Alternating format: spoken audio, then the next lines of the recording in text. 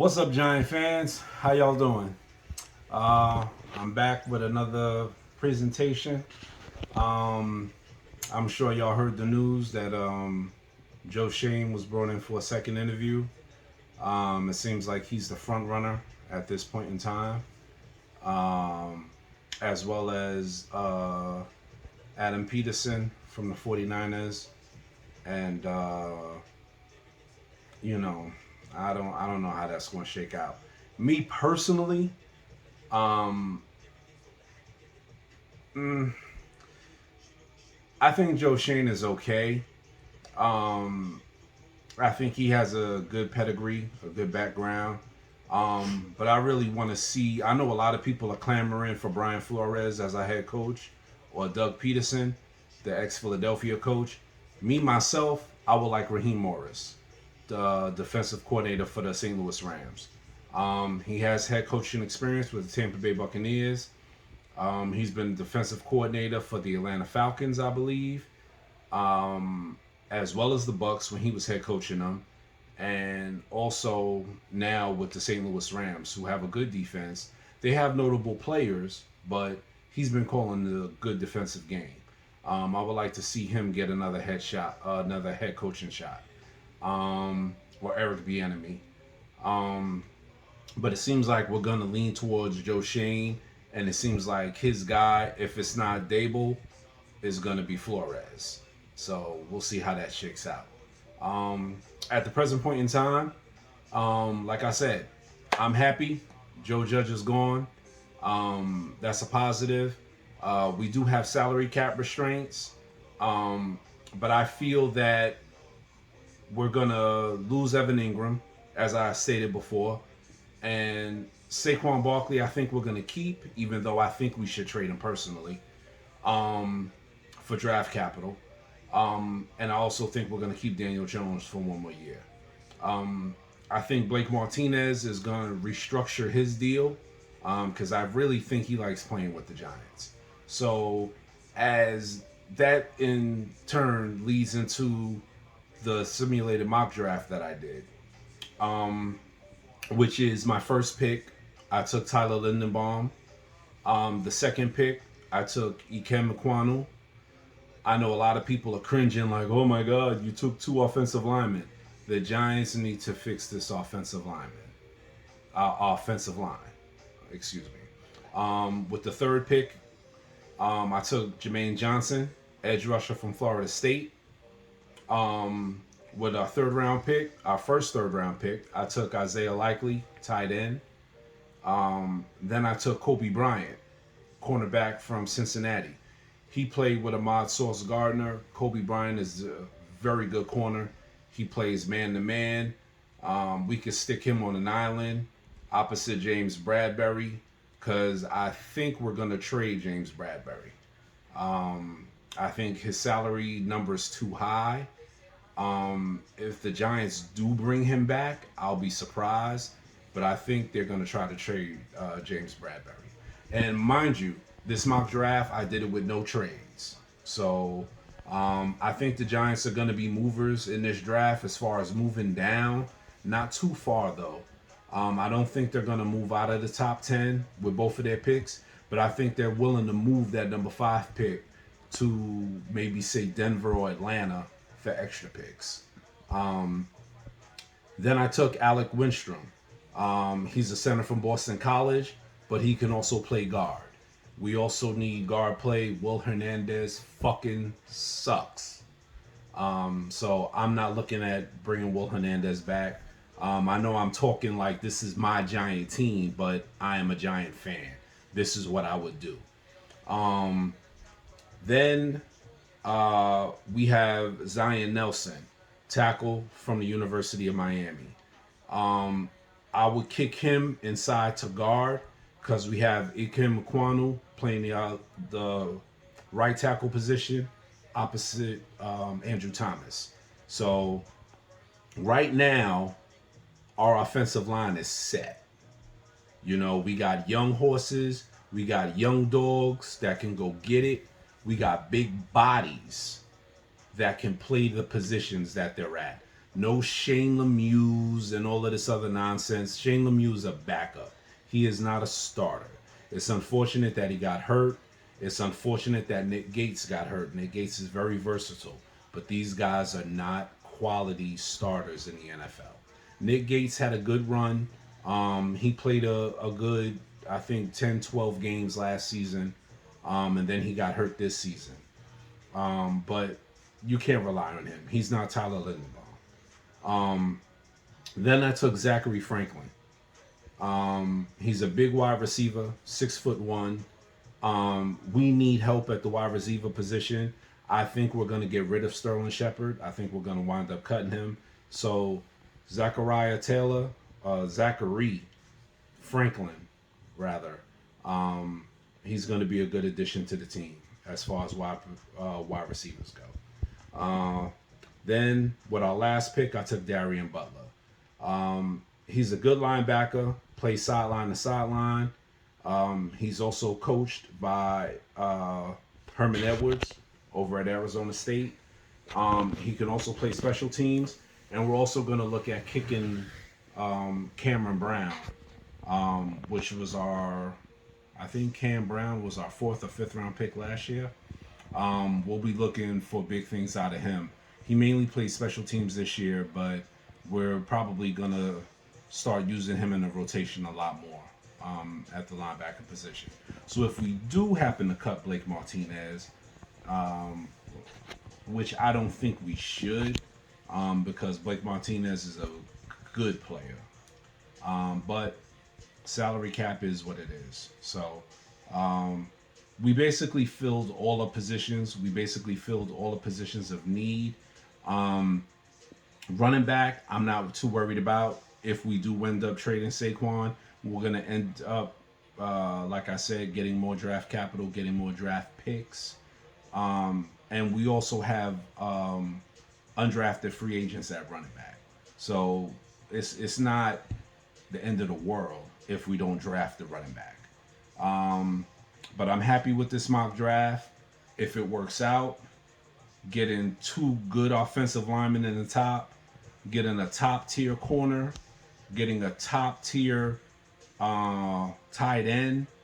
I say Isaiah Likely is probably the number 4 rated tight end, arguably number 3.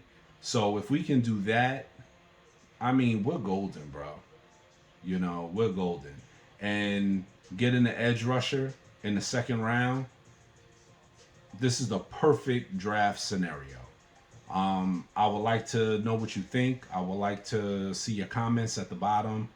You know, it's not perfect, but it's a move in the right direction. This is what we need to do, and this is what we need to succeed. We need an offensive lineman. Whether Daniel Jones is going to be our quarterback of the future or not, we still have to get this offensive line together. And I feel with Andrew Thomas, Tyler Linderbaum in the middle, and Ikem Ekwonu, it's a solid foundation. You know, this is an offensive line that we don't have to worry about for, let's say, 7-8 years. You know, these guys are horses. They're maulers. With the exception of Andrew Thomas. Andrew Thomas is more of a finesse player, but he's good at what he does. He's good at pass protection. He's good at blocking the blind side, so I can't argue with that.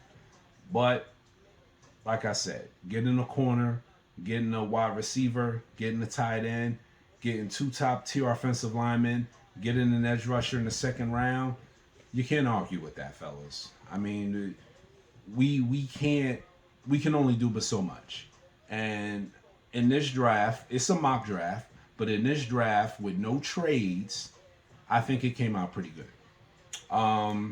So I'm going to pause it real quick and bring the computer over and show the actual picks. And then I'm going to critique what I did. And then we'll leave it up to y'all to decide. Okay? So just hold on 1 minute. So, as I stated before, this is what I did with the first couple of picks. And then this is what I did going down the draft.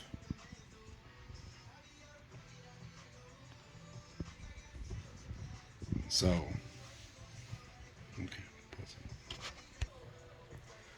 Okay, now I'm back. Now, if you notice at these positions, this is value. We got value players at we got value players where they were picked. So, if you notice, um, we got Isaiah Likely. We picked him in the third round, 69th pick. We got Kobe Bryant. Um, he was rated at around 75. We got him at 79. That's a steal for me. Alec Winstrom, the center from Boston College that will kick into guard. We got him at 109. He was rated at 94. Zion Nelson. This is big. We got him at 146. He was rated at number 50. Number 50. That is a steal, fellas. Zachary Franklin, mind you. We got him at 170. He was rated at 116. Steal. Darion Butler, he was 183. He was rated at 183. So he'll probably start off his special teams and then work his way into the rotation as the season goes on. Especially if we cut Blake Martinez and have to kick up Cameron Brown. But I mean, this is value, you know. You can't complain about these players. The only thing you can do is say Tyler Lindenbaum was rated 6 and we took him 5th overall. You know, Ike Mekwanu was rated 8th. We took him 7th. You know, Jermaine Johnson, he was rated number 23. We got him at 37. You know, so we're getting value with our picks. We're taking players that we need and we're getting value at the same time. You can't argue that. But I'm sure some people will argue, but you know, it's not a perfect world. But this is the ideal situation if I was the Giants GM. Fixing that offensive line. You know, we have starters across the board now with that offensive line. We have an edge rusher now that can play with Azeez Ojulari, that can help Leo, that can help Dexter Lawrence, who's primarily a run stuffer. Now, I would have liked to take an interior defensive lineman, but I felt offensive line was our greatest need. Because going into the future, we can always get an interior defensive lineman. You know, fixing that offensive line, especially in the process of evaluating Daniel Jones and seeing what kind of quarterback he can be, we have to fix the offensive line, fellas. If we wind up keeping Saquon, these are the horses that we can use to fix that offensive line and get that offensive line straight. You know, so it's no more Saquon running for 3 yards in a cloud of dust and then falling on the floor.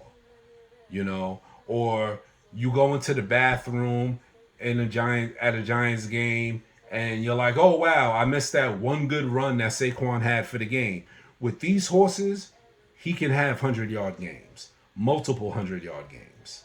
And I'm waiting for the feedback. I'm anticipating it. I would like to know what y'all think about it. Like I said, it's not perfect. It's a mock draft simulation. There's 1,000 mocks out there, and you know this is only one of them. I'm going to be doing another one next week, but I would like to get y'all feedback on this in the comments. Also, I would like to talk about the playoff picture. Did y'all see what the St. Louis Rams did? Did y'all see what the San Francisco 49ers did to the Cowboys? Oh my goodness. I was watching that game with my girlfriend It could not have worked out any better. She was asking me why I was laughing so hard. Seeing, and I know it's cruel and I know it's wrong, but I'm a Giant fan. And the Cowboys play in the NFC East. Seeing those fans cry, seeing them mascara running down, woo, and it was hilarious. It was hysterical. You had that one man, I believe it was on First Take with Stephen A. Smith. He did his top five moments in the game, and the man was hanging over the banister, eyes red, looked like he was about to jump. I mean, it was perfect. I mean, as a Giant fan and a diehard Giant fan, our rival to me is with Philadelphia. And Philadelphia lost. So that was great. That was great to see. I was glad Tampa Bay trounced them. Philadelphia tried to, make it a little interesting, but the game was basically over after the first quarter. I think it was like 21-0 or something like that. So Philadelphia lost. Dallas lost a heartbreaker. I'm in heaven. I am in heaven. You know what I mean? Washington didn't make the playoffs. They were home like us, but so be it. We're getting back. And, with this draft, the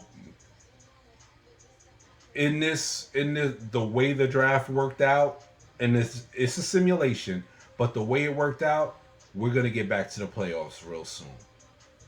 Because we're fixing the offensive line, we're helping out on the defensive line, we're getting a cornerback just in case we trade James Bradbury, which I think we're gonna do. We can't trade Adoree Jackson. He played like garbage, hot garbage, when he was healthy during this season. So I don't think nobody's going to be willing to take that contract unless we pair it up with a draft pick, and I don't think we should do that. We don't need to lose any more draft capital. I would like to see Adoree Jackson have a bounce back year, but we'll see. I would like to see more of Aaron Robinson, Darnay Holmes, Julian Love. I would like to see more of them. Logan Ryan, I think the Giants should try to trade him.